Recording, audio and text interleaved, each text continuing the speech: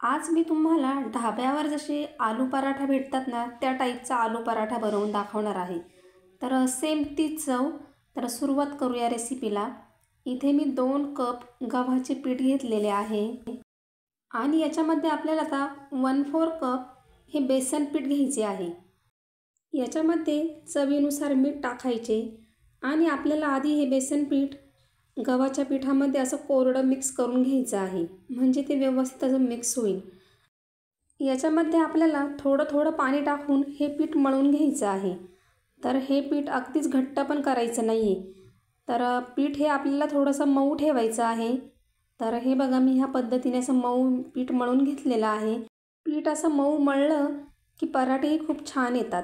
आता याला आपल्याला तेल लावून घ्यायचं आहे. तुम्हाला जर तूप आवडत असेल तर तुम्ही याला तूपही लावू शकता. तर आता आपल्याला हे व्यवस्थित असं तेल लावून घ्यायचं आहे आणि हे 15 ते 20 मिनिटांसाठी आपल्याला भिजू द्यायचं आहे. पीठ व्यवस्थित भिजलं की पराठेही छान येतात. आता इथे मी बटाटे उकडून ठेवलेले आहे. तर मी इथे मध्यम आकाराचे 4 बटाटे उकडून घेतलेले आहे. बटाटे हे थंड होऊ द्यायचे, गरम घ्यायचे नाही, नाहीतर त्याला पाणी सुटतं. तर हे बटाटे मी इथं किसून घेणार आहे. मॅश करून जर घेतले तर त्याच्या फोडी राहतात आणि पराठे हे फुटतात. त्याच्यामुळे शक्यतो बटाटे हे किसूनच घ्यायचे.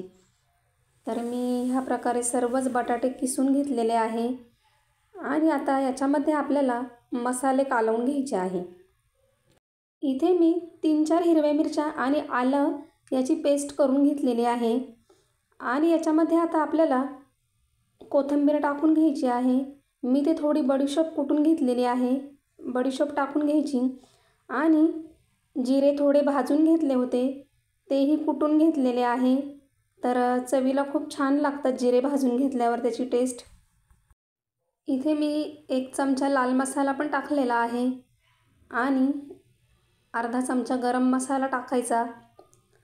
अर्धा चमचा धना पावडर टाकलेली आहे आणि याच्यामध्ये इथे मी अर्धा चमचा काश्मीरी लाल मसाला टाकलेला आहे आणि चिमूटभर हिंग टाकलेला आहे.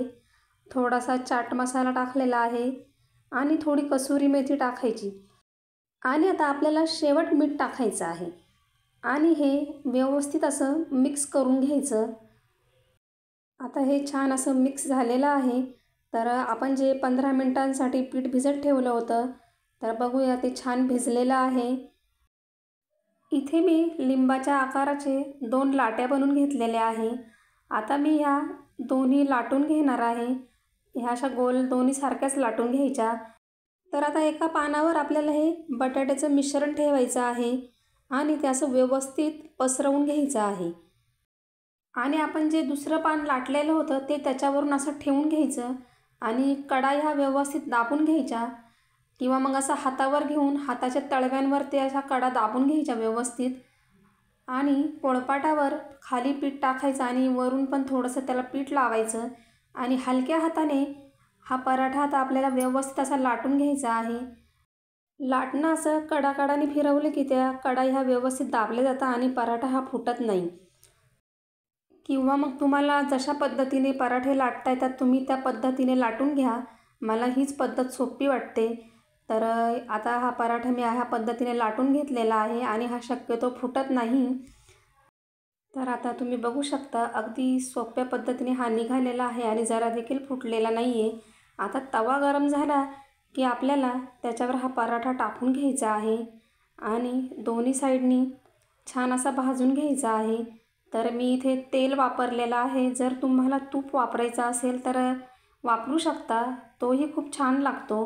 तर मी आता दोन्ही बाजूनी तेल लावून हा मस्त असा भाजून घेणार आहे.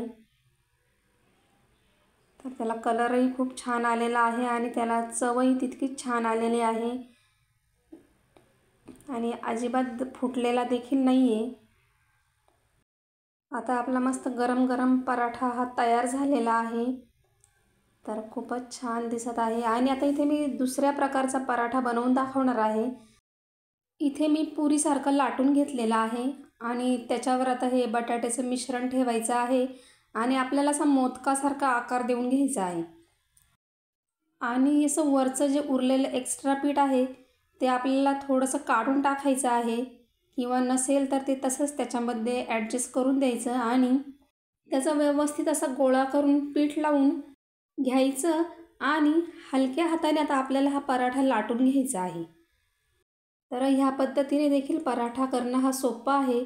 सारण हे अगदी कडेपर्यंत पोहोचलं जातं आणि आता हा पराठा देखील आपल्याला तेल लावून व्यवस्थित असा भाजून घ्यायचा आहे दोन्ही साईडनी।